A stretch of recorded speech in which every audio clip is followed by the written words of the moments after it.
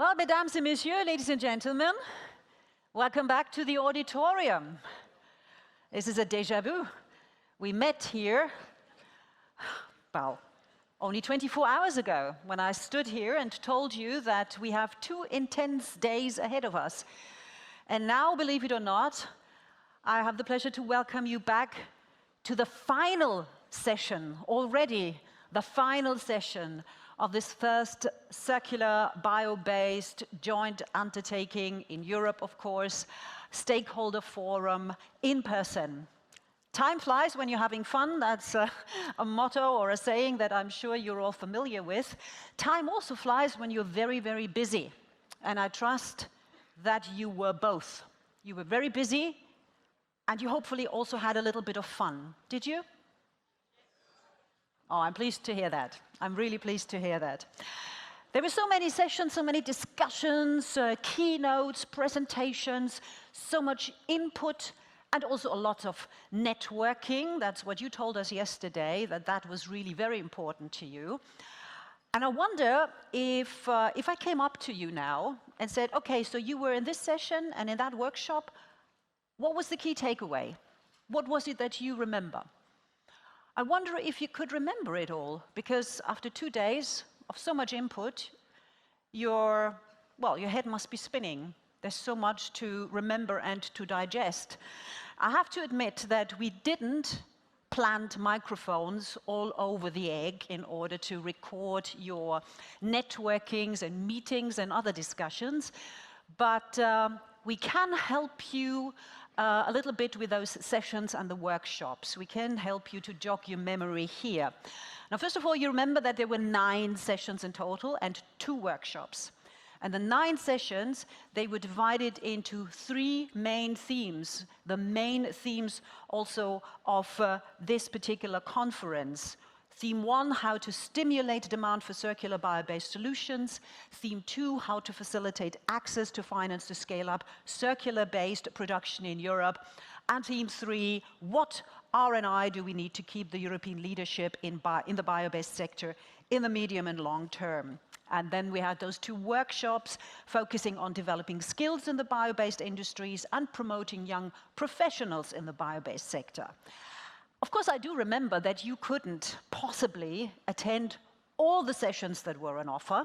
That is physically simply not possible. So the question is, how do we bridge this information gap? Well, the good news is that our extremely dedicated session and also workshop moderators, they did not only manage to keep the discussions flowing and keep them interesting, they also paid attention to detail. And they did so in such a way that they'll now be able to come to the stage and give you a consummate summary of all the sessions that they moderated, which is fantastic. So, ladies and gentlemen, I think once I've announced them, they've done such a great job. They really deserve all your love and support. And you know what that means. That means a big round of applause. But first, yes, you do it now. You do it now.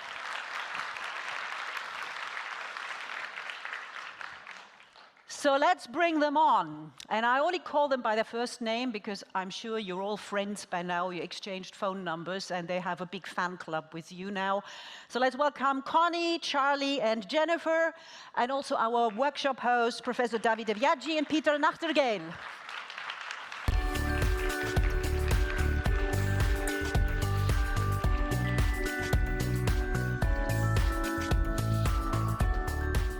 So, let me have a close look at you, because unlike you, I could sort of stroll around Brussels and just have some time off after the opening, but I know that you were very busy. Well, you look fairly fresh.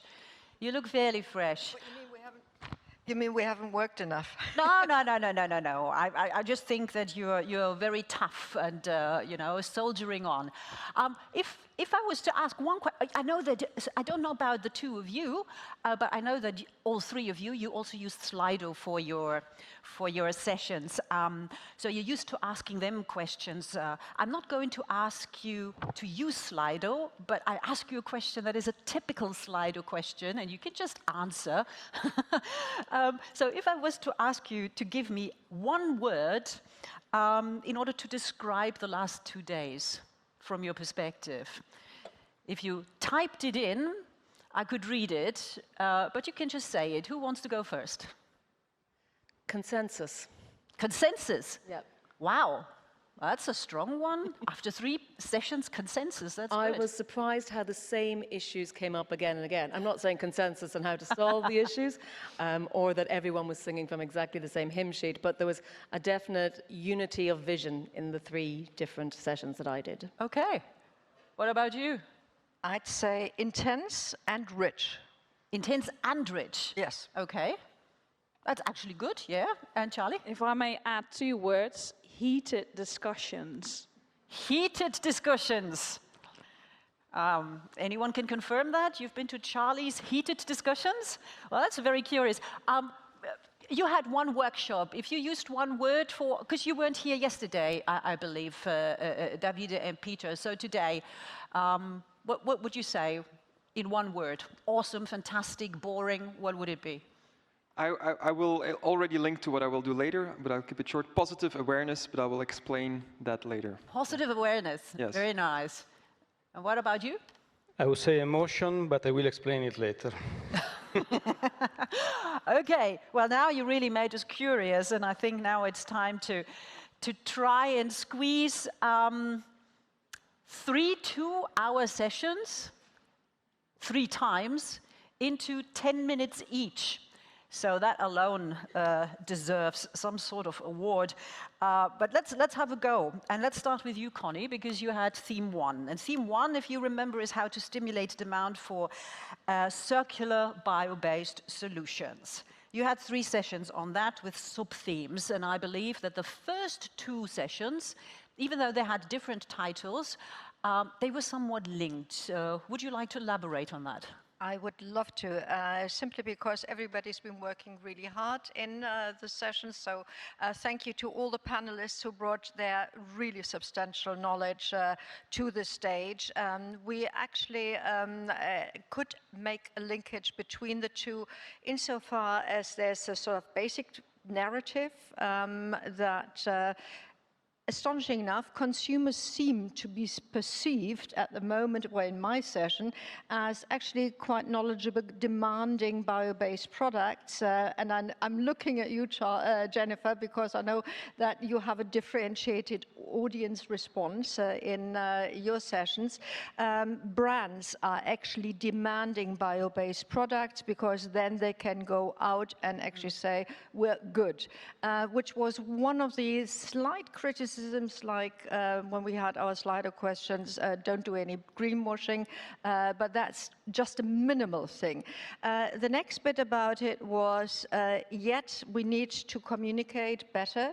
And the communication does not only need to go in the direction of the consumers, and again, I'd be interested what you have to share on that aspect, but also in the direction of legislators. Some legislators are open to being educated, some not. After all, we are dealing with an industry that is relatively new, where developments are happening very fast. So there is a lot of effort to be put into that. We couldn't quite decide on who has to do it, but it needs to be done, which then, of course, leads easily into the question, yes, you have to have regulations, you have to have definitions, you have to have standards in order to make outputs and outcomes comparable. But on the regulation side, well, there was a lot of tummy ache, and I'm just seeing in the first row one person who holds a lot of tummy ache, and it was basically a big tummy ache about the fact that we do have a which is saying we have the Green Deal. We want to be green.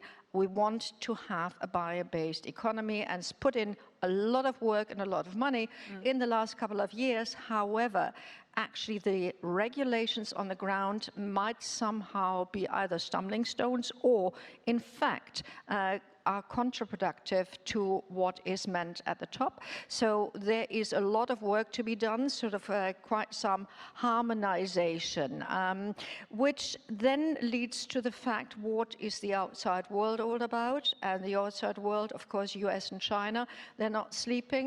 They might be building with maybe seductive policies, or with no regulation at all, or less regulation, and become sort of attractive for even European producers, which think, well, do I try again and bang my head against a concrete wall, or do I go somewhere else? So this is just a warning sign that was shared.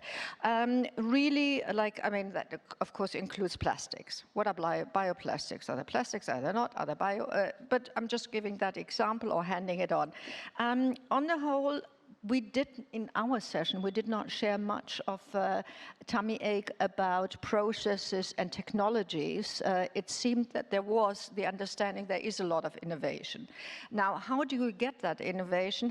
What are the circumstances under which you can do positive policies? Policies are harmonization of legalization, harmonization of political targets, and that just means that you have to be clear, that you have to set targets and you have to stick to them.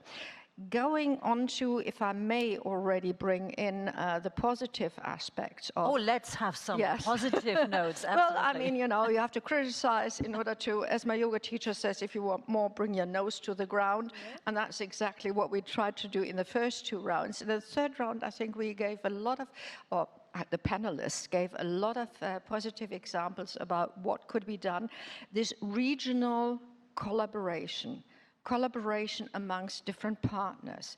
Collaboration was one of the buzzwords, and I'm quite sure that that was also reverberated in other aspects. So regions that get it right have these ingredients between different areas, intellectual, academic, right institutions. And there was one buzzword which a lady said in the first panel from the audience, and she said, do you know what? They get it. And if they get it, I mean, in this case, she was referring to one particular government in Europe.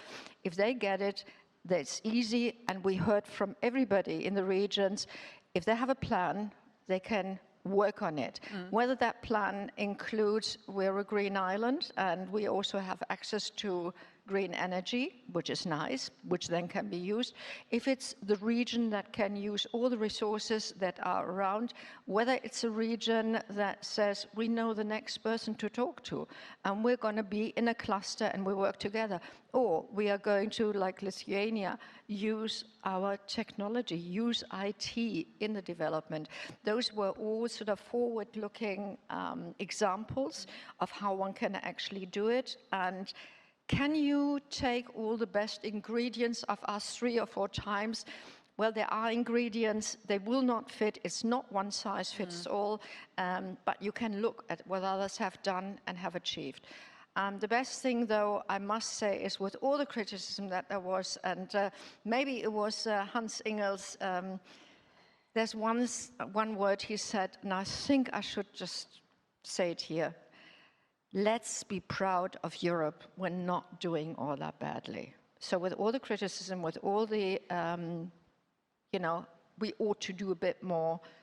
We are Europe, and we should collaborate within Europe and, yes, acknowledge that there is a world outside. Let's be proud of Europe. I like that. It doesn't mean we're perfect. It doesn't mean that we should be or could be complacent. No way. But everybody, including Europe, needs a little bit of TLC, and I think we have to give it its due. So if I understood you correctly, the first 2 sessions were for whatever reason, maybe it had to do with the title, I don't know, but more focusing on Europe, on legislation, on top-down, whereas in the third session, it was more the focus on what can the regions do themselves. What can the regions do? And I think I just mentioned a couple of the ingredients, like sort of, it's just like good cooking. Of course, it needs a good housewife, and maybe you can't just use a cookbook, but you have certain ingredients in order to make a good pudding, looking at Christmas coming up. So, you know, I wouldn't trust my sweets, but I certainly would trust my main course. So, you know, you have to have the right people. And maybe another quote of one of our participants in the third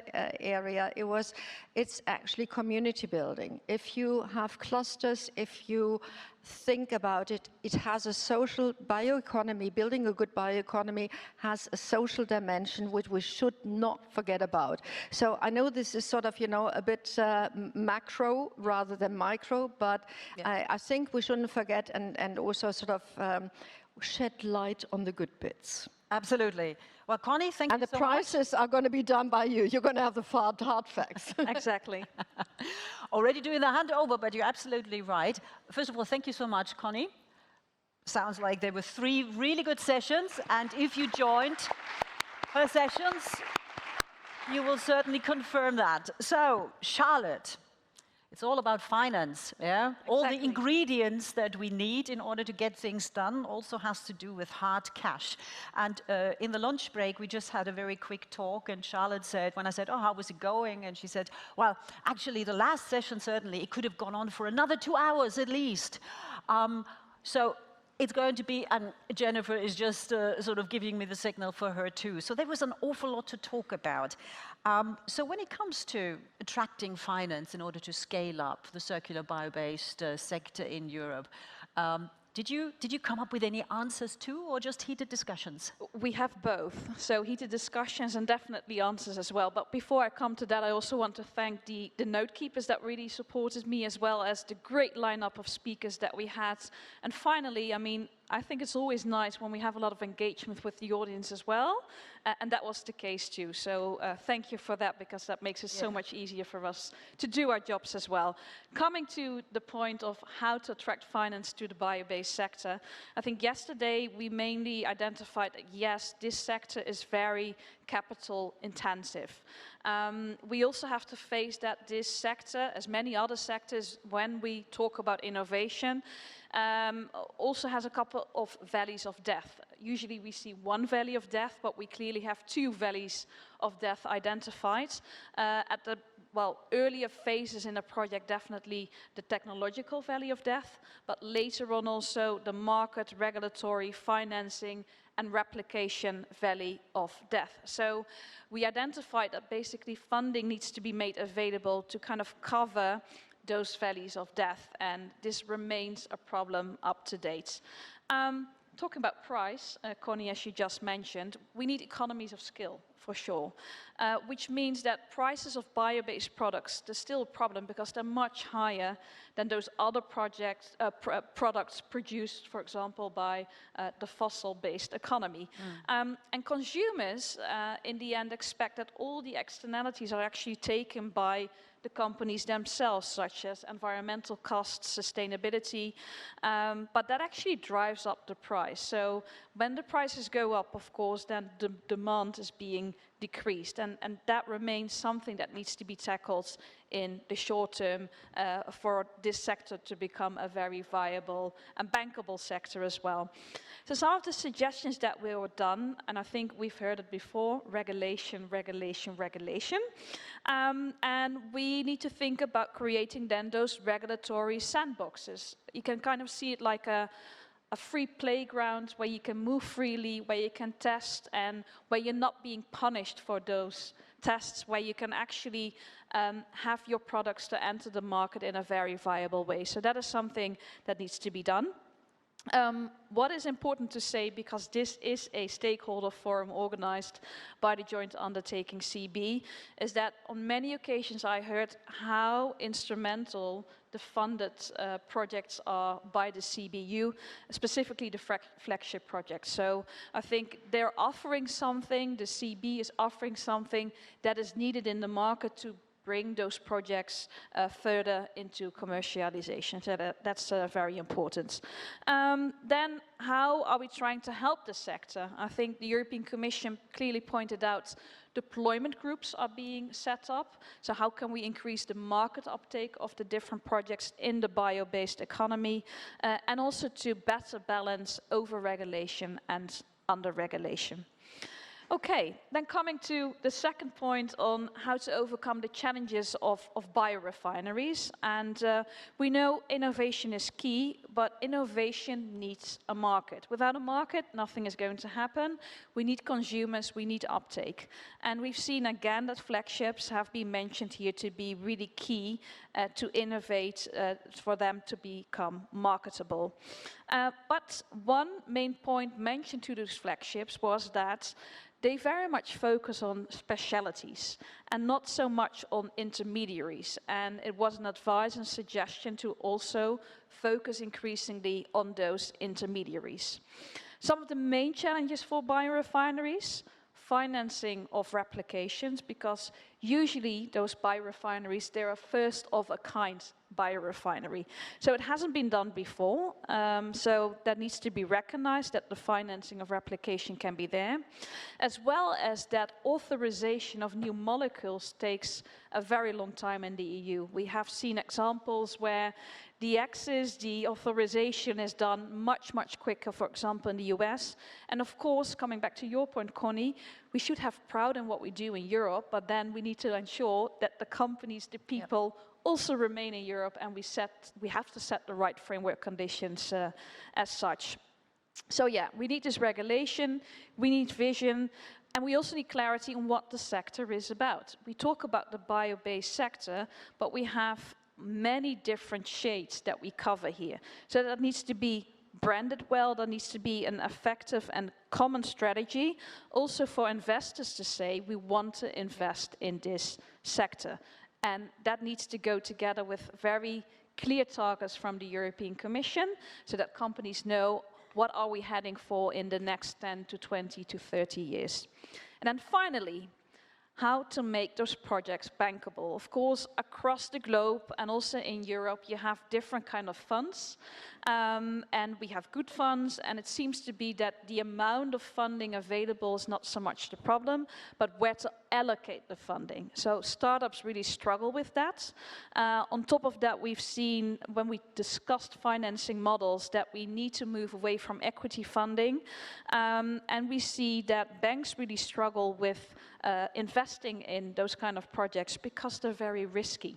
So how can we decrease the risk? And for that, well, we need to do a lot of storytelling. Tell the narratives. There are all kinds of modules and trainings even being set up for CEOs. They know how brilliant their project is, but the world out there is not sufficiently aware of what this sector, this beautiful sector, is capable of. And finally, then I come to an end. To really ensure that projects are bankable, we need collaboration, what we've mentioned before. We need strategic partnerships, because we know when we invest in people, we invest in the right thing. I mean, when we invest in the right people, we can turn any crappy idea into a brilliant idea, but not vice versa. So I think that's one of the main takeaways that we concluded the session with, next to many heated discussions, but I'll leave that for the final recommendations after this event. So thanks. Thank you. Thank you, Charlie. Wow. So we need a recognizable brand, one that everybody agrees on, and we need investors to have a profit margin. So doing good is nice, but it's still business, so people need to get something out of what they put in. Exactly. And building a narrative, which is also obviously something picking up on what Marc Lemaire mentioned yesterday, something that we certainly can improve on and have to improve on. So there's so many beautiful narratives and stories to tell. That's what I've learned yesterday and today, but it needs to be put out there, perhaps more arrogantly, more bluntly, that's fine. Yeah, absolutely. Maybe I think those sessions were recorded. I hope so, because maybe they can print a book and then we have the first set of stories. Why not? Very good suggestion. Very good suggestion. Here I am.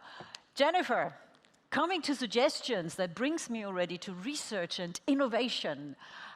And we've heard from both Charlie and Connie, and also in all the sessions. I mean, there's a lot already happening. We see that in our exhibition, that a lot of research and innovation has already happened. So how much room is there? How much scope is there? And what did you focus on in those 3 sessions? Well, first of all, I think I probably should say, after listening to Connie, that maybe I want to revise my answer of consensus, because although there seemed to be a parallel through all my 3 sessions on innovation, perhaps the scientists and researchers are more like-minded, there seems to be a bit of difference with what's coming through for yours. So my first session was setting the bio-based sector's R&I priorities for the next 30 years, so no pressure. Of course, what we heard was that the challenge goes beyond replacing fossil-based products by bio-based ones, and that we have to do that in a circular way, minimizing the use of natural resources, thinking holistically, and considering environmental, social, and economic impacts. That was something that Kevin in his keynote highlighted, and I think it was probably useful to set the tone for the rest of the discussion, have a baseline that we're all working from. There were very many key research priorities that came up. We did a Slido word cloud on that, and there were many, many areas that people mentioned as well.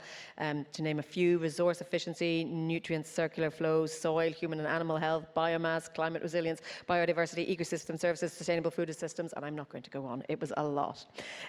One other issue that came through was that the deep demonstrators, those living labs, are key to deploy the biorefinery concepts locally and sustainably, and to root them into the communities and involve actors in the value chain.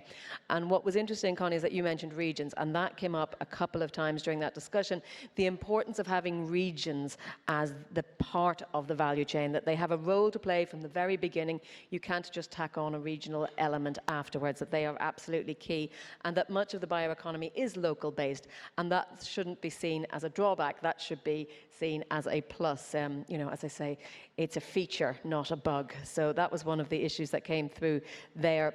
The discussion in that first session also, we talked a lot about bringing the consumer on board. Some of those on the panel were saying, look, we can do all the policy, all the research, all the innovation in the world. If the general public isn't on board with this, we're not going to achieve the very laudable aims that we want to. And one of the things that came back around to it was, although some parts of the consumer public might be very sophisticated, price point is important, and competitiveness is absolutely very, very key there. So there was a need to talk about education, societal acceptance, citizens' behavioural change, all essential aspects to bringing us to the aims we want to achieve. Which brings me on to session 2, which was also on competitiveness. We talked a lot about collaboration, and that was another thread that ran through all 3 themes. Collaboration, be that between regions, national authorities and the EU level, collaborations between different startups, SMEs, large companies, academia, public sector, at all levels. So that was another, and public-private partnerships was an issue that was raised, but it was more about the idea that there must be knowledge sharing between the different layers, and that was very clear. Session 2 also was very notable for the discussion on skills growth and how to retrain skills, keep them in the industry. Skill retention was also one that was pointed out, that even if you top-load the skills at the beginning of a career, you need to retrain people during their career and retain that great talent, so we don't see a European brain drain with entrepreneurs or startups leaving to go and join other parts of the world if we want Europe to be competitive, which of course was the theme of that session. There was also a point out that we need to look at some of the skills of the future. We mentioned AI, digital skills, and also not just the need to have people who are able to design those sorts of tools to be used in labs and in innovation centres, but also those who can deploy them. So it's a lot about getting the systems in place with the right people at the right point, and so that they can share that knowledge with others who are around them. And so that was another element of collaboration, but that there needed to be systemic thinking and building bridges between different sectors. That was another strong message that came from session 2.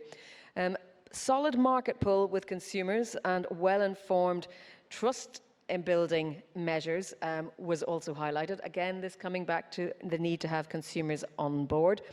Transparency and traceability through the entire value chain was seen as one of the ways to engender that trust to meet the sustainability goals and allow the consumers or the customers or just citizens to see the value behind the price of the product versus, for example, petroleum-based products. So again, education to consumers to engender trust and thus deliver that actual market-driven pull was something that we were hearing, particularly from startups on the panel as well, that was very necessary for them, that to avoid this valley of death came up again as well.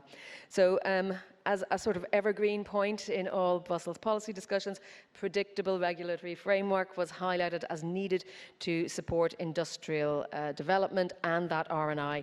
There's a need to continuously adapt policies and regulations to support the growth and sustainability of the bio-based sector, but that should be a participative process involving all stakeholders. And there was again, pointing out that the CBE is a very successful way of doing that. So once again, collaboration coming back to the fore in that discussion. Our final discussion was innovating for a sustainable future. So, as you may guess, competitiveness and sustainability are a little bit two sides of the same coin. So many of the same issues coming up again. There was a little bit of overlap. Bioeconomy has the potential to contribute to climate change, success and other global challenges and overcoming the challenges, and is gaining momentum. Crossing the bioeconomy bridge requires collaboration at different levels. Once again, this EU, national, regional, but we also had a global element on our panel there, saying that in fact the CBE-JU is such a successful model that we should probably export it to the rest of the world. We also had very much people saying that bio-based visibility was important to increase social acceptance, supportive and targeted policies and regulations, including the right incentives. We spoke quite a bit about funding sources, where that should come from, what sort of models were good. I mean, and once again, the CBE was seen as being a very successful model of private-public collaboration with the participation, particularly of SMEs. There was a couple of people on the panel highlighted the importance of making sure that SMEs are brought along from the beginning as well. Investment leverage and building collaboration between the public sector, industry and academia, that was seen as an umbrella under which we should all shelter in that, and helping to get across the value of hope, which was a rather nice way of putting it, with the big potential to be exported to other regions beyond Europe. Again, that's what I'm saying. We should take this model because it does have the flexibility to adapt to the current situation. And I will finish with a final quote that I thought was great that came from all the sessions, was that science will save us. We all hope. Jennifer, thank you so much. I was actually just, when you said, that hope came up, and I thought, hope in a science workshop, that's a very interesting combination. But also, of course, collaboration, trust, transparency, skills, which is something that we'll explore now further. And I don't know, you're here, Nicoló, CBU, as an export model, maybe even for the right price, we might do it. Something to think about, so thank you so much for that. Skills. Skills takes us to our workshops, to Professor Davide Viaggi and Peter Nachtergaele. And Davide, I introduced you yesterday already. I actually introduced both of you so that everybody knew what to expect when entering your workshops today. So you coordinate the BioBag project, which is funded by the bio-based industries under the EU's Horizon 2020. And I looked that up on the website in order to sort of understand how the connection is. So you actually, or that project aims to build bridges between the bio-based industry and the education system by interlinking universities, innovation labs, R&D centers with industrial actors and regions. So that's very interesting, and I'm sure that was also what your workshop looked into. You're also representative of the European Bioeconomy University, and you chaired the workshop that we're getting to now, Developing Skills in the Bio-Based Industries, Future Bioeconomy Education Pathways. I'd very much like to hear from you what kind of future there is and what young people need to learn in order to be part of this future. I would like to know as well.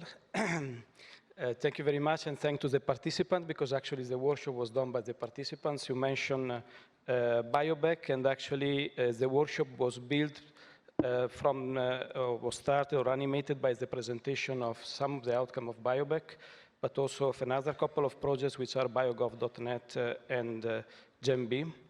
And we try to bring the discussion on education on a practical level of what it can do to actually implement education strategies for the bioeconomy. Yesterday, the first thing I saw when I came here was someone asking, education what? What are we meaning with education?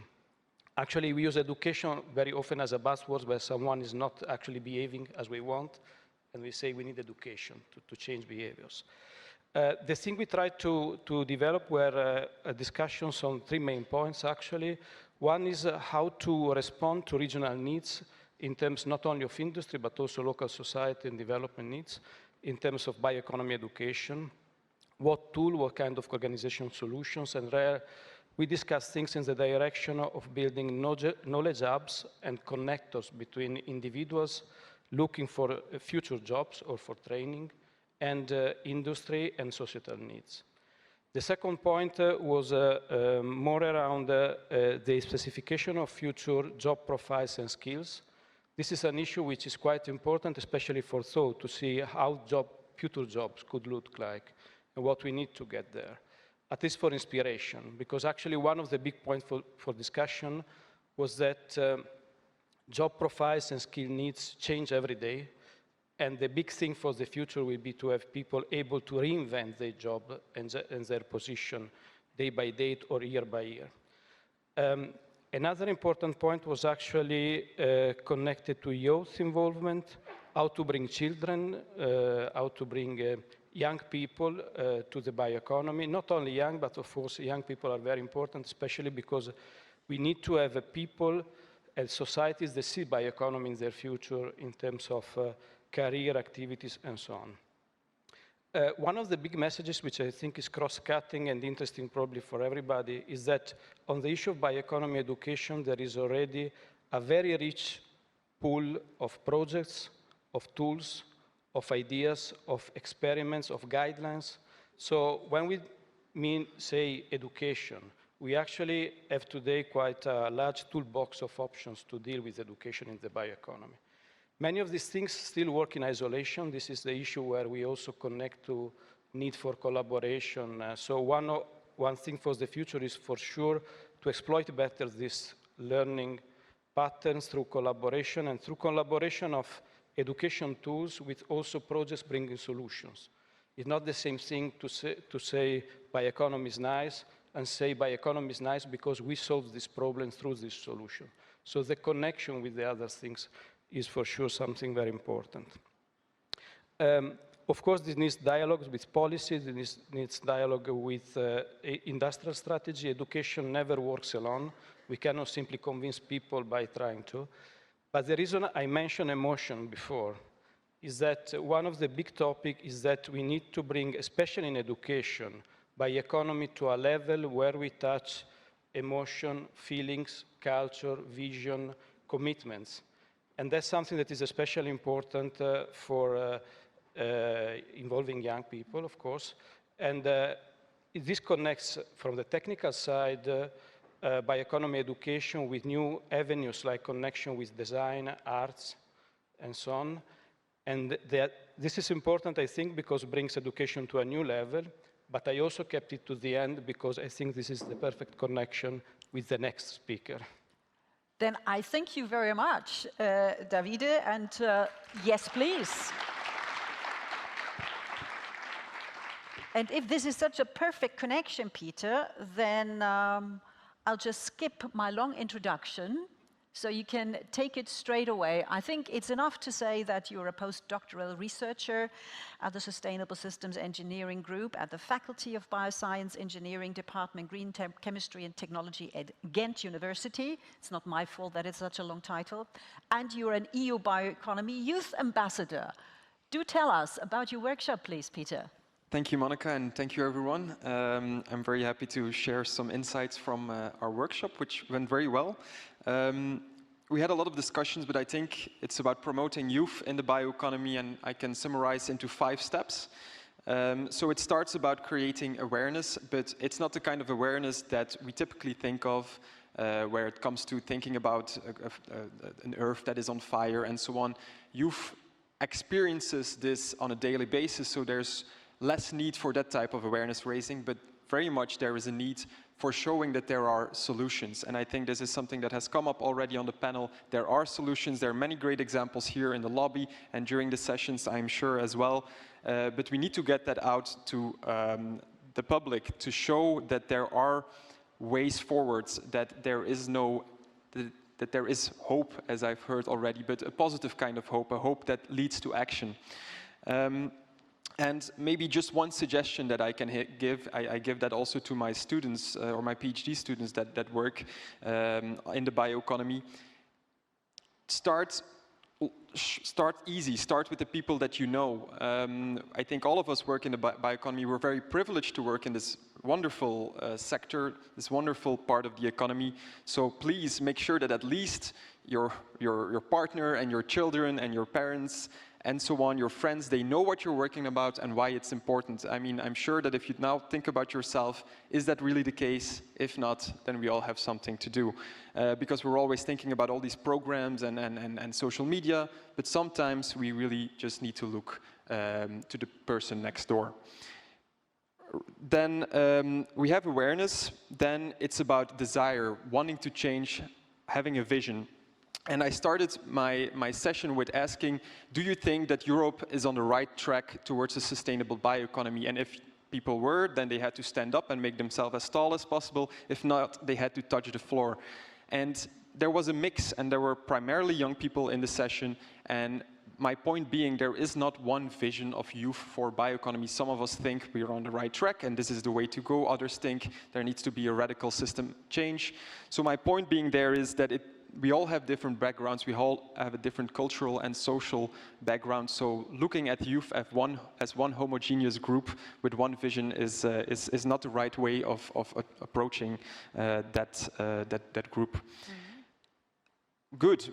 Let's say we have a vision, we are motivated to make a change, then you need to have the skills, you need to have the knowledge. We had a session on that, of course, but we talked about it as well a little bit.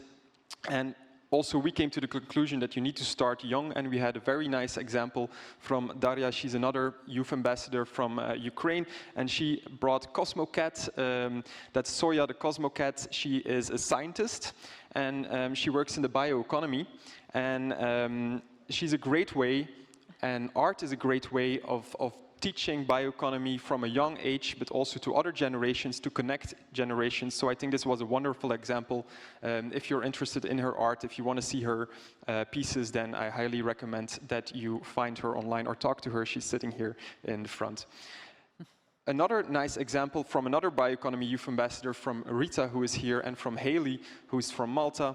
They made a podcast, Bioeconomy Matters. So please, if you have not listen to that, it's on Spotify and on iTunes, and that is then of course to focus at an older age, at older generations, because knowledge is of course something you need to learn throughout your entire life. Good, we have gained knowledge. What's then the next step? Action, getting to action. And we saw great examples of how you can motivate youth and how you can put them into action. We had 2 examples. We had the Bioeconomy Youth Ambassador Program from the European Commission. We were given the chance to be part of many great events, such as this one. It didn't take much more than that title, but of course it's also good to give people other opportunities. So programs like this. Another good example was the Bisque E-Challenge. The winners of that challenge were also in our session. They presented their innovation on creating the fragrance of roses in a biotech way, which was much more economically and environmentally sustainable. So it's clear that you just have to give these opportunities. And so please keep creating these opportunities. These are 2 examples, but there could be many, many more. And it could be part of projects, for example. So you have a project and you include as a work package opportunities for youth to make change. Because if you give them the opportunity, it's very clear that meaningful impact happens. These were 2 very good examples of that. And then finally, so we have action, we have done, then we need to persevere. Perseverance was our 5th step. There are still quite a lot of stereotypes, both cultural, generational, so it's really important that we bring people together regarding the bioeconomy over different generations and over different cultures, so we overcome these stereotypes. I'm close to concluding. One of the aspects we were supposed to discuss also during our session, we didn't really get to it, is youth the driving force towards a sustainable bioeconomy? Well, it's kind of hard to be when you're not in the driver's seat, or at least many of us are not in the driver's seat yet, and that's normal. I mean, we're young. Some of us are a little bit more experienced, but you get the point. So obviously, it's not up to us to be the driving force. We need to do all of this together. I think that is kind of the main point I want to conclude with. Very cool. Very cool, Peter. And I noticed how you kept an eye on the timer as well, you know, perfectly talking down the clock. Fantastic. And I have next to me, I have Connie, who is like this, and I think she needs to add something after what you just heard. Connie, off you go. Yes, I just, with the microphone. Sorry, so used to have a headset. All I wanted to say is, from a grandmother's perspective, all I want to say is we all here in this room actually should remember why we're doing this. We're not just doing this because transition is a great thing or sexy, or whether rebuilding an economy is sexy. We're actually doing it, for the survival of your kids, my grandchildren, your kids, and you know, you find somebody that you want to do it for. But it is not just abstract. It is actually concrete, and maybe that should give all of us the energy to deal with whatever challenges there are out there, whether it's getting enough people, whether it's getting the finance, or whether it's getting the innovation going that we want. And this is back to you. I'm sorry, I just felt like I wanted to share that. It bursted out of you, Connie. I could feel it. It was important, and it is important. It is personal, it is human, it is not an abstract thing that we're talking about. And with that, first of all, a big thank you to all our fantastic session moderators, Connie, Charlie, Jennifer, and of course our workshop moderators, Davide and Peter. Fantastic, thank you so much.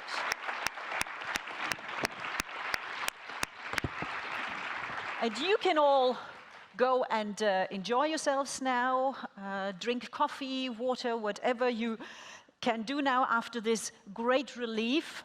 By the way, you're aware, you took notes, right? You took notes during the summary, because when you leave the building, we will ask you questions about this, and you cannot leave unless you know the answers.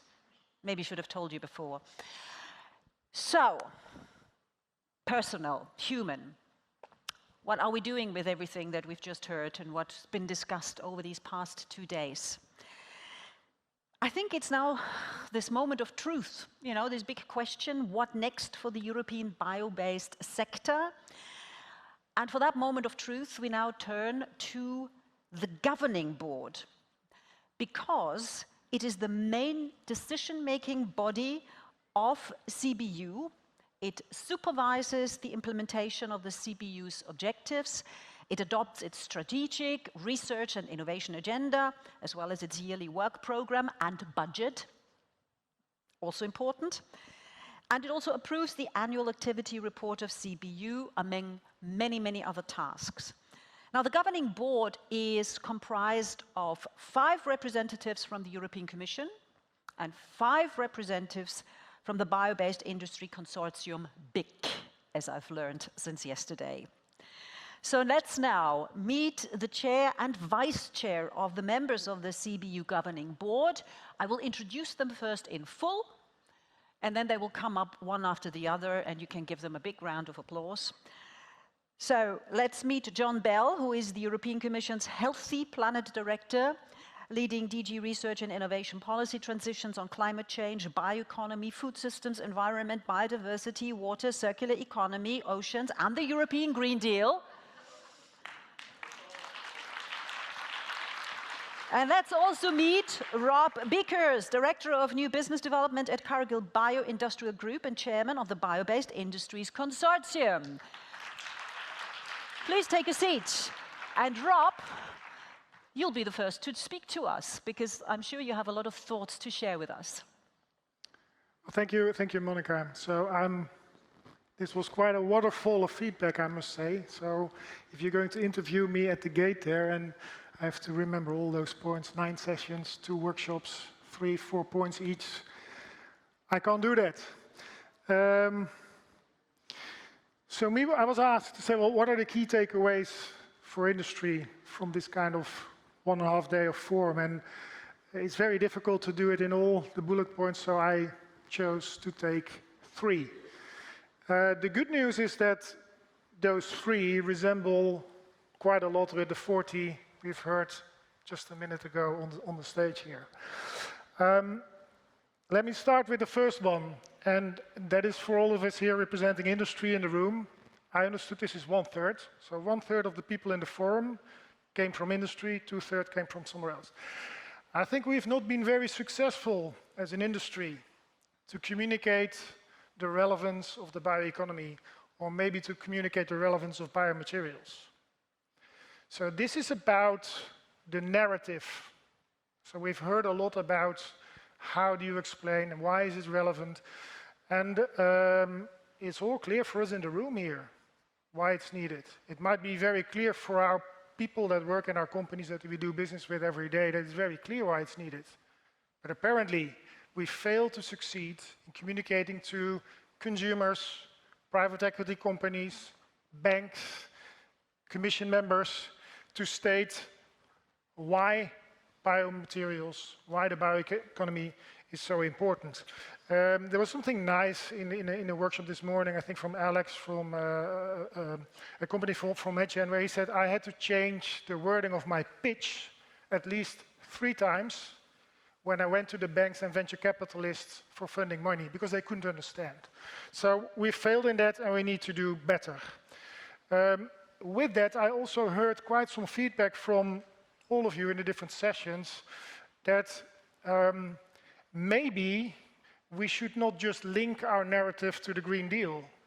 And maybe we should not just link our narrative to sustainability. Maybe we should start our narrative with explaining that this is the foundation of a new business. That this is the foundation for Europe to become more self-supportive. And I think we have examples now around us of different places in the world, Asia already earlier, but now the US as well, where this has been exactly the driver for them to fund the bioeconomy. So it is about a business system. They consider it, I mentioned this morning, they consider it like semiconductors or chips. We simply cannot afford to not be part of it, the US says. We need to make sure that we invest in it. Same goes for Europe. If we don't do that, I think we will lose out. And I don't think that is in the interest of my children, and hopefully my grandchildren that I today don't yet have. That is the first one. The second one, and maybe John, you may not like it so much, but it is about the framework. So industry tells it frequently, we're missing a framework, clarity in Europe, and I'm happy that I'm repeating not what I'm saying, but again, 2/3 of the audience here is not the industry, but others. When I looked at various word clouds, always the big bold word in the middle is regulatory framework. So this is not about creating a level playing field with fossil, although we've heard that several times. There was an example in one of the workshops that I was not there, but I heard about it, was when you put a child in a boxing ring and you put a professional boxer with that person in the ring, what's it about playing a level playing field? One of those 2 people should not be in the ring. I think that's also the way how we should look at virgin fossil feedstocks for materials. It's not about comparing us with virgin fossil to create a level playing field. In the end, virgin fossil should not be on that playing field. we should look at level playing fields across renewables. That is where the level playing field is needed. I feel sympathy for people who are today investing in biomaterials based on used cooking oils. There's large amounts of used cooking oils in the world that you can do fantastic things with it. Then the aviation fuel directive comes up. What do you think will happen? All this used cooking oil will go to the aviation fuel industry. Prices for used cooking oil have been higher than virgin oil already for the past 2 years. So we need to create level playing fields amongst renewables. The last point I want to mention is about, and I think, John, you've introduced the term, and I very much like it, from niche to norm. And this is about scaling up. So yes, we need R&D and we need to go through valleys of that, but the difference versus where we are today versus 10 years ago, that we have already a lot of that achieved. We're now at the stage that we need to scale up, and we find challenges. We find challenges in getting access to capital to build the second plant or the larger plant. We find challenges in getting the power. Examples of that, you couldn't get power from the grid because the grid is full. So that is, it's kind of this infrastructure that is lacking. And I do have to mention as well the complexity we create around what you can use or not use as a material to innovate on. And this relates to biomass. This is not so relevant for smaller volumes and specialties, but the moment you're going to talk about platform chemicals or materials, and it's about not the flagship, but the plant afterwards, so you not need 5,000 tons, but 50,000 tons, the debate will come up where you're going to take the product from. And what I've heard in quite a few of those workshops is that the current principles we have about cascading use are hindering some of those scale-ups really to happen. And I come from a food company, so I'm the last one to say that we should not prioritize biomass for food. I think there's just a lack of acknowledgement that as a consumer, we have as high as a need on food products like we have for clothing, for our homes, for our personal care. The same biomass we can use to make those products. And it's elementary as well, like food. So that needs to trigger, I think, the discussion around what should we limit or not limit when we talk about scaling up in terms of use of biomass. And we will need all of it. We will need agricultural biomass, primary, secondary. We need algae. We will need CO2. We will need forestry. We'll need many. And I think only with that we will really succeed to move to a circular bioeconomy. And I think these points I can remember when I leave the gate. So with that, I'd like to turn it back to you, Monica. Well, thank you. Thank you, Rob. You can choose a seat now. And you've given John a lot to reply to, and I also seen John taking tons of notes during the reporting part of this session. So I'm very curious, John, what your main message is for us now at this point. Yeah. So am I. I can go over here if you like. You can also use the lecture. I can hide behind something in case the regulatory bit can get me again. We have a huge play field. Thank you, Monica, and thanks, Rob. I've been married for 30 years, and one of the things I've learned to pay attention to is, are we complaining about the right things at the right moment? And if you listen to what people are complaining about now, it's telling you how much progress that we've made. We're not wondering about whether we should have research and innovation or flagships or innovative companies or SMEs. We're saying the regulators and the market failures and the things that are getting in our way need to get fixed. So in thanking everybody who's organised this, and there's a lot of people behind us, Nicoló and your team, and Rob and Dirk and Pavel and all the people that we work with here today, the first thing I say when I'm talking at the moment, you heard the kind of work I'm supposed to do, so yeah, I'm responsible for all the failure at the moment, but anxiety is not a policy, and Europeans are about taking the diversity and the challenges, the diversity that we have, and working across groups and working on messages and solutions, but we work against vision as well. And I think this is very important, the narrative point I'll come back to. But you start by looking at the achievement. Now, we can talk in all kinds of different ways about what we're facing, but if you see where we've traveled in, say, the period since the BBI was started, you know, you can look at this transformation in all kinds of ways. We have 14 green cathedrals, 13 green cathedrals that are there, which are part of a next economy. They're not concepts or ideas. There are value systems and complete changes in different parts of business and industry, the countryside, how we will make food and nutrients and additives and plastics and chemicals, how we will make sure that these huge industries, which are very important to us, will not be some kind of a green Detroit in 30 years' time. So we should recognize first what we've achieved, and your conversations and the feedback is very precise, and it's based on something that's moving here and that's happening.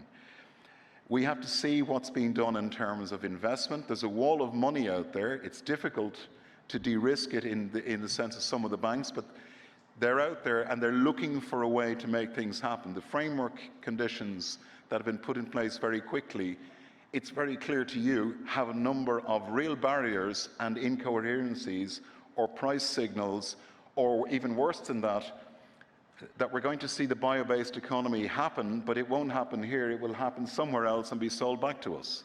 We're not going to let that happen, and we're at a critical moment here in talking about what we do to turn what is now a turning point, I think, the year that we're going into really progressive tipping points that we want in terms of building this green economy. I've been a long, long time in the Commission, and I have never seen the amount of policy, finance, institutional, international trade, finance change happen in such a short space of time. So the framework conditions are there, but the framework conditions are about what we're trying to do. The big question for the next 5 years is how are we going to do this?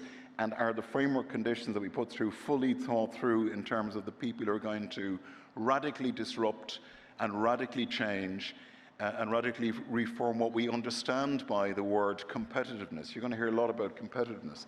And there's obvious things we need to attend to. We need to make sure that in this new geopolitically competitive world where we want to be secure and sustainable and strategically autonomous in Europe, we have to make sure that the instruments that we have that make sure that it's fair are properly enforced. We're going to have to look at things like trade and carbon border adjustment mechanisms and the things that need to happen in between now and then. But Rob's point is very important. It's also how we think about these things. I mean, if you look at Walking with Dinosaurs or one of these programs, we're not trying to compete with the dinosaurs. Like, let fossils be fossils. We're trying to compete with renewables and with the next economy, which is happening and coming quickly. And the fact that China has a bioeconomy a strategy and invests in bio-based industry, and the United States, our friends in the United States, you have this very ambitious, this is going to happen. So the question is, how do we make it happen here? And one of the ways of doing that is to help the people who don't understand a word of what you're talking about in detail to understand that what is necessary here to allow for this extraordinary opportunity, this mobilization, this industrial reformation that's actually taking place in front of us, to scale and be deployed and turn into things like markets and products and buildings and business to consumer and business to business services. And how is that going to happen? Well, you have a very important period. Mark here yesterday was giving you some very important signals. Wherever you come from, I think, Monica, you were talking about at the beginning, just saying things are green, the point Rob was making, just using kind of phrases and hoping that everybody's on the same page. There are winners and losers and people who are very afraid out there in terms of what is all this change meaning for them, where they live. There are different bioeconomies, different societies and so forth. Every election across Europe is showing us that people want to know, how do I see myself, my family, my community, my business in this change that's happening? And that's part of your job as well as our job, to show them what it looks like. And this, I think, is a major failure at this point. It's normal when you're trying to do something which is a systems change. You're jumping from one world to the other. We're not trying to build faster horses here. We're trying to explain to people that the coming of the automobile means cities and logistics and all of the other things it meant.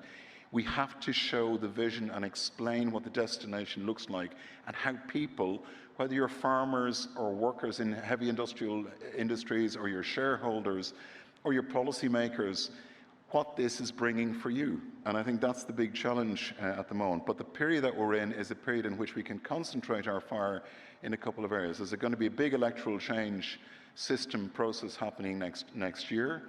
There's a biotech and biomanufacturing moment, which is probably simply setting an agenda for the next 5 years. Mr. Draghi is going to be writing a very important report on competitiveness and hardwiring that in all of this context. And the question is, and that's my question to Rob, where are you? Where are the CEOs lining up in Brussels? I mean, the incumbents have been trundling around here for years.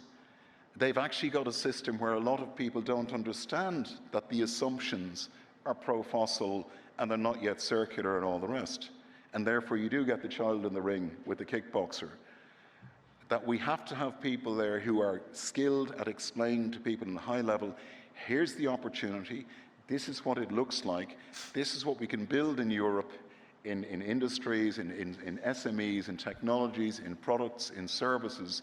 This is how we'll have an impact on carbon, this is how we'll have an impact on employment, this is how we'll have an impact on the future of the rural economy. This is how we'll have an impact on consumers and citizens. This is how we'll have an impact on our ability to compete and be resilient as a really progressive place in the world.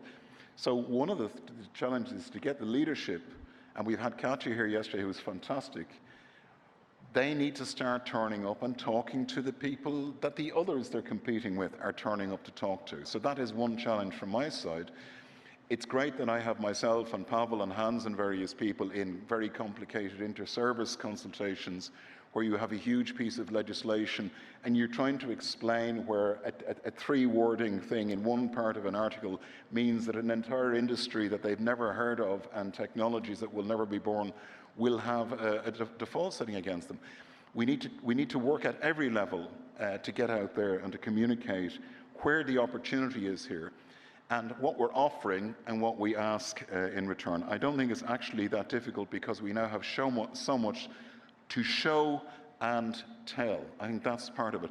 And whether you're a researcher or an industrial expert or a financier or a student or working in policy or wherever you're working, that is part of what we need to do for the next 6 months, because I can tell you there's going to be a hell of a lot of disinformation out there about what we shouldn't be doing. And you have wonderful, think about these biorefineries. Nobody knows what a biorefinery is except people who fund biorefineries. You know, the green cathedrals at the center of this next great green economy. They're place-based, they benefit people who live in real places, real industries that employ lots and lots of people, and that will work on a circular basis and make all of this thinking and theories into actually a place to live and work and sell and be prosperous. So narrative is absolutely essential. At the end of all of this, I started at the beginning and said, you know, complaining about the right things, but also celebrating the achievements that are there, learning about what they are, and finding a new language. Rob said this as well in terms of the pitch. I've said this to you before, like what you're doing is basically green alchemy to the rest of us. You're like, you know, wizards who can turn enzymes into all kinds of materials. We didn't understand the processes in the beginning. It needs to become a kind of vernacular language. If you said to people 15 years ago, I'm going to create a device based on weird physics that's going to have all kinds of rays through which you can listen to individualized people spouting their views, they would have said, you're mad. People with the iPhone listening to podcasts every day have been brought through a process of understanding what are the benefits, but there's also been great communication around it. So we need a new vernacular for this. This bioeconomy, people want it. They are not going to pay any price for it. So to get the price and the marketing, the regulators need to understand why it is they should be doing what they should be doing, how they should be doing it. And we need to start internalizing the externalities of carbon and of all of the other things. But that can be done in ways that don't necessarily mean that you have to pay higher prices to get into the game. It means the people who are setting the rules need to understand what the opportunity is and specifically where the leverage is. So to conclude, in this period ahead, particularly on the opportunity that's there, just to explain the story on biotech and biomanufacturing in one case, do you have 5 things you want to convince people about? Is there a principle that we should be living by that doesn't favor fossils?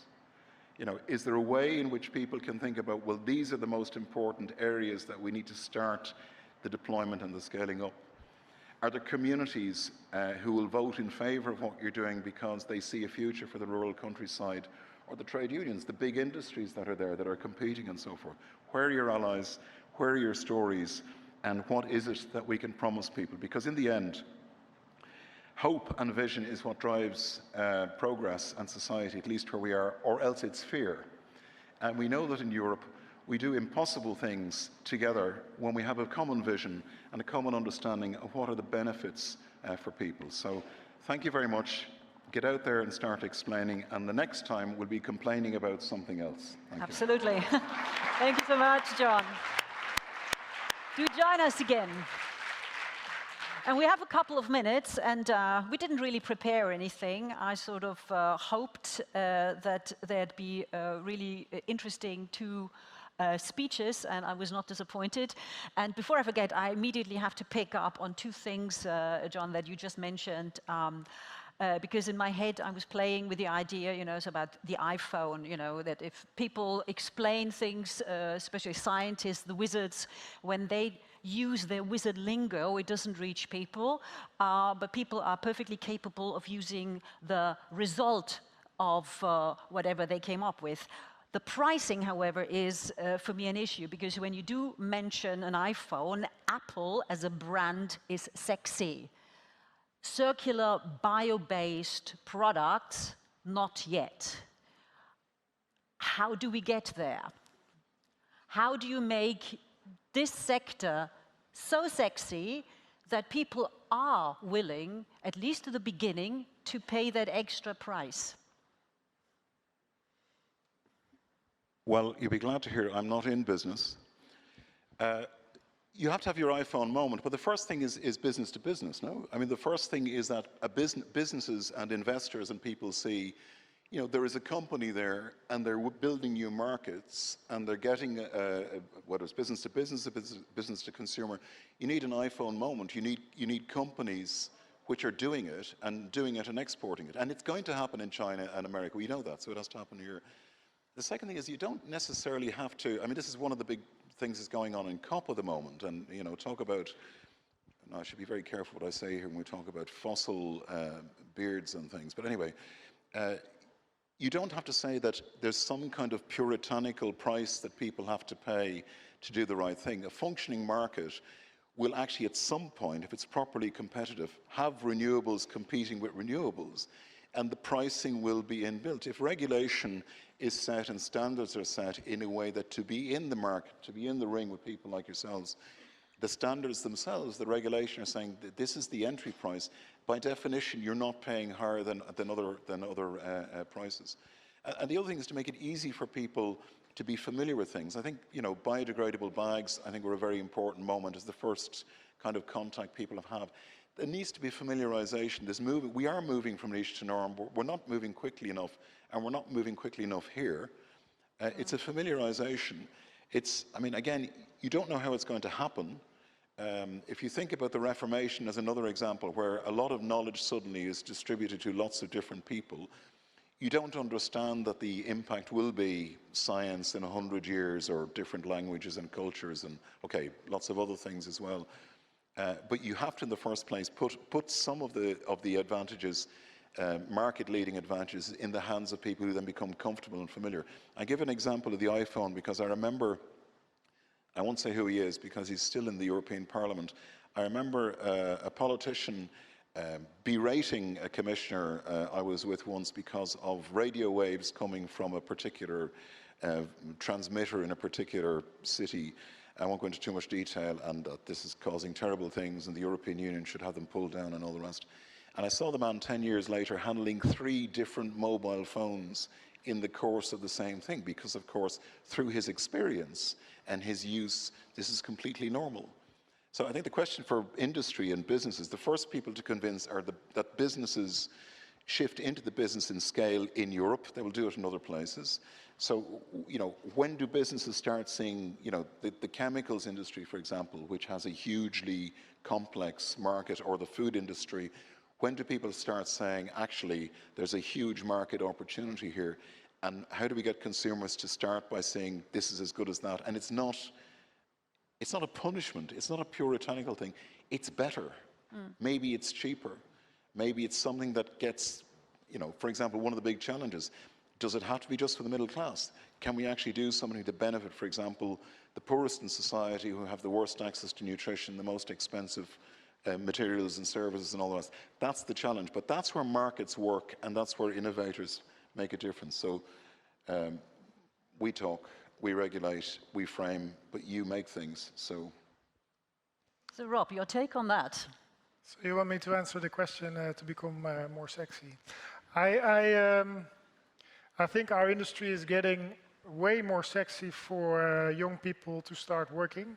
So if you look today and you're going to apply for a job at Shell, at SABIC, at Cargill, I think the whole decision tree for young people is completely different than 5 or 10 years ago. I think that is really a compliment to the whole bio-based industry in terms of becoming more sexy for people to work.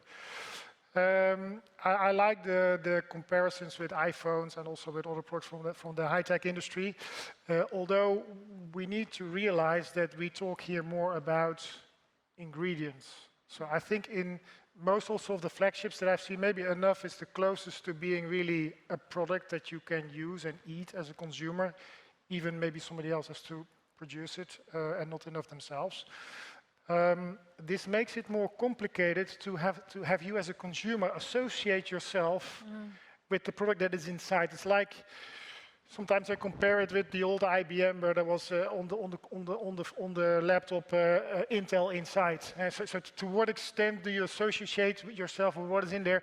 It's very difficult to communicate. I think one of the reasons that it's difficult to become sexy for bio-based products is that if brand owners use it, and they're going to point to how great they are by using it, it immediately draws the attention to all the other products the brand owner is making that are not bio-based. And this is a risk. And I think so it's not so easy, I think, for the bio-based industry to become sexy. I also am not sure that we need to become sexy. I think we need to become the qualifier of how we do things, instead of the differentiator of now I have an iPhone versus my Nokia that was not. I think we need to consider the bio-based economy and materials as a qualifier to the business. And raising the bar instead of trying to compete within a very small pie today and then compete for the pieces. I think we need to make sure that we increase the pie, and that is a collective effort. Then I have one question for both of you, because that's like a red thread that went through the last 2 days, that issue of building a narrative, of telling a story. Obviously, it's very important also for the circular bio-based sector to gain acceptance amongst the population and be more successful, therefore. So meetings like the Stakeholder Forum undoubtedly are very important because it brings together people, wizards from different fields to exchange views, and that can move the sector forward. But meetings alone can't change things, and unfortunately we see that again and again with COP, maybe baby steps, let's not be too pessimistic, but meetings alone can't do it. So when it comes to building a narrative, let's imagine that the circular bio-based sector was a book. And it's your job, Rob and John, to write the blurb on the back of the book to make it a bestseller, to make it attractive to people so they buy it and say, this is it. What would that blurb be? So there's often with these panels there, so you think everything is invented when people are on stage, but quite often they get the questions up front, so they know more or less what to ask. So in this case, you mentioned, Monica, that there were questions that you were not telling us what those would be. So this one. I think on the book it needs to be it needs to be very simple and understandable by many people, because at the moment you come into the library, you want to have all the people taking the book, young people taking the book, people who are very well educated. So you want to have all the diversity audience to take the book. So I would call it something like "This is it," or you need to make it simple. Well, but you need to make it then appealing for the entire audience if we want to make it a qualifier and not a somebody who just wants to read thrillers and another one likes this. Okay, you're already in a different corner of the library. So I think if it needs to be the thing that is appealing for the entire society, because this is what we require. This is it. This is it. John. I guess the title would be something like Bio-Based Ronaldo or something, but I think how Europe won the future. I was watching a TV program a couple of weeks ago set in 2050, where the people were reporting back as farmers in 2050, business people in 2050, people who were growing into old age and looking forward to the fact that they'd have pensions and they wouldn't all have to develop gills and start swimming for their lives and so forth. I think there's an implied fear that's there. I think if you write a good story, you need, first of all, a dilemma, you need a conflict, and you need a resolution. So you need a storyline which is about we, again, it has to be a story about how we, I don't say how we won the future, but it needs to be something that is like that, where you can show people that it's possible. But you probably need a celebrity in it. So you know, if you're in the UK, you would have Harry and Meghan and why they're to blame, or which bio-based product shot JFK. You can find facile ways of doing that. But I think most people at the moment want to know, what is the answer? What's going to happen in the future? People are interested in the future. That's a good blurb. What is the answer? Here it is. This is it. Well, we work on that. As you said, next time we'll complain about different things, and next time, that's also your homework, perhaps we have the perfect blurb for our book on the circular bio-based sector in Europe. Do you have a blurb? Because it's not a Q&A, but if you have a blurb, we're all ears. But we don't have a microphone, so we have to do something about that. Do we have a microphone for... There she is. Yes, thank you. I think it shouldn't probably be a book, given the society we live in. It should be in digital format, probably a TV series, a Netflix series. I think we've seen some attempts in the audiovisual world. So Demain by Camille Laurent, I think was a fantastic attempt at that, at showing what tomorrow's world could look like in the world of education, in the world of food, in the world of energy, etc. And if I were to answer your question, I think that we have to go back to the basics. If we have to go back to the Greek ancients, what is a good human life? And I think that the bioeconomy is what can bring us all back to a good human life in all its dimensions. Again, what you eat, what you breathe, what you drink, what you teach your children. And if I were to do a communication, communication exercise, a campaign at the European Union about this subject, I think that's how I would play it. Brilliant. We just have to work on the length, because blurbs are usually much, much shorter, but thank you so much for that input. And actually, would you like to know what the audience, what the participants think about the 2 days as a whole? Don't worry, I'm not asking everybody, but you do remember we have Slido. One last Slido question for you. If you still have your batteries fully fueled, it's not a multiple choice question. It is one where you have to be creative. Hence the question also to the two gentlemen up here. What we would like to know is, after 2 days of discussion, workshop, exhibition, blah, blah, blah, blah, blah, what is your key takeaway? You can type in 1 word, maximum 2 words. What is it that you take away from these 2 days of discussion? Sexy, wishful thinking, collaboration, primo, Well, sex in collaboration is doing extremely well. That's interesting. Future collaboration is gaining momentum here. Hope is also gaining momentum. Beautiful. Innovation, better regulation.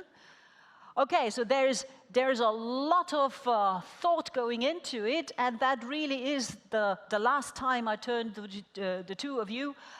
Is there something from, if you can see it, is there anything that you would like to add? If you were to type in a word, does it pop up? Oh yeah, you can see it actually better up here. It's bigger.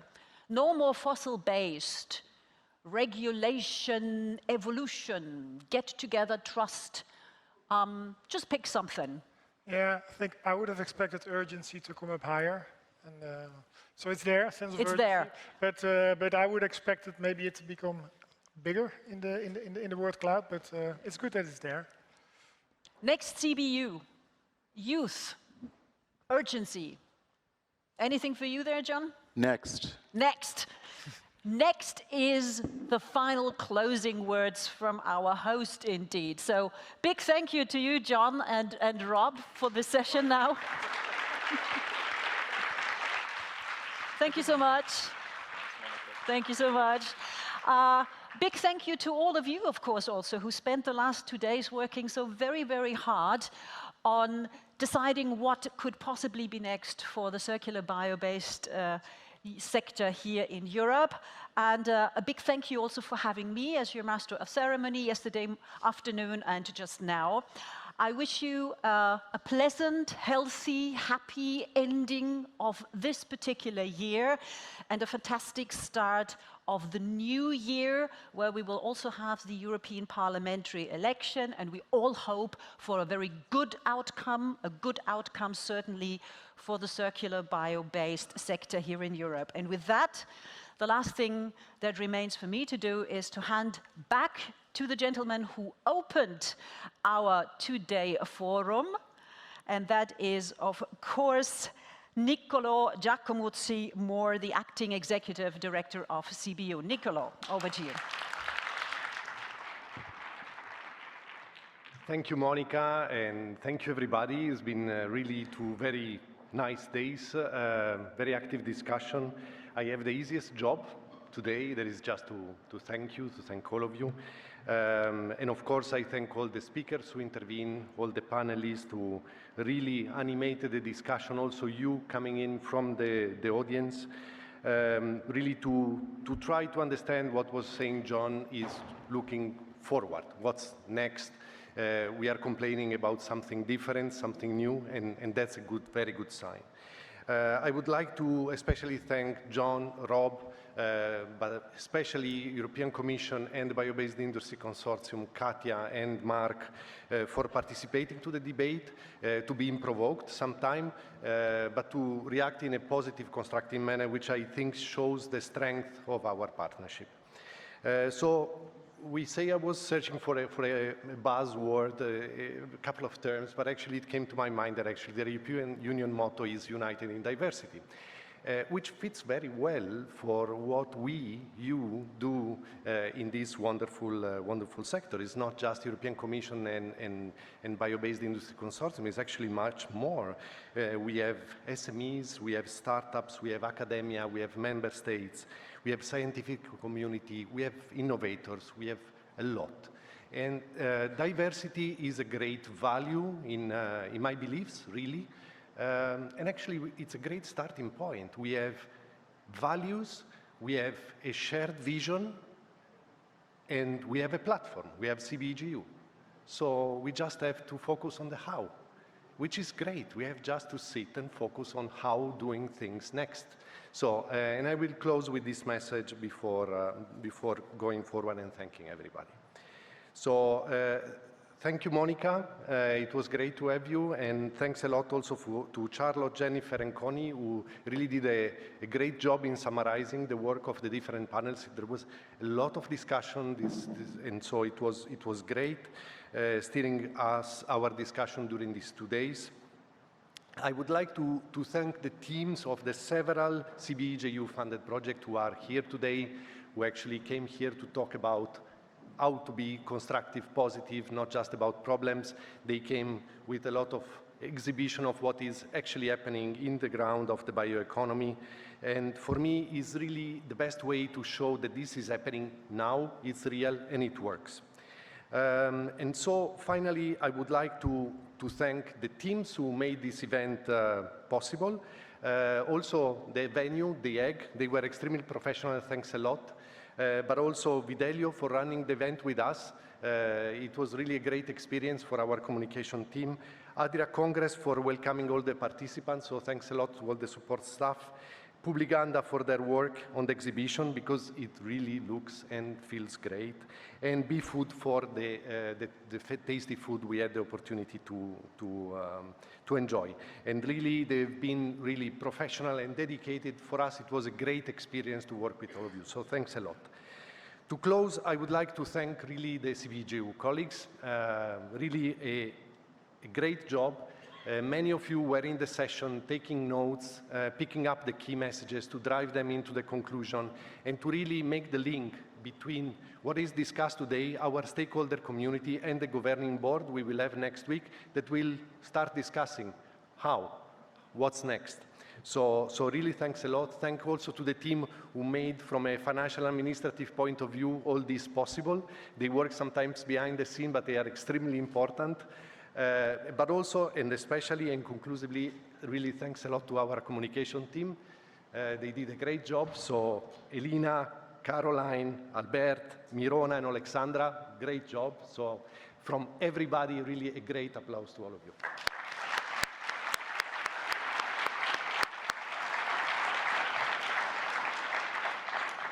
So, final words. Thank you, and see you soon.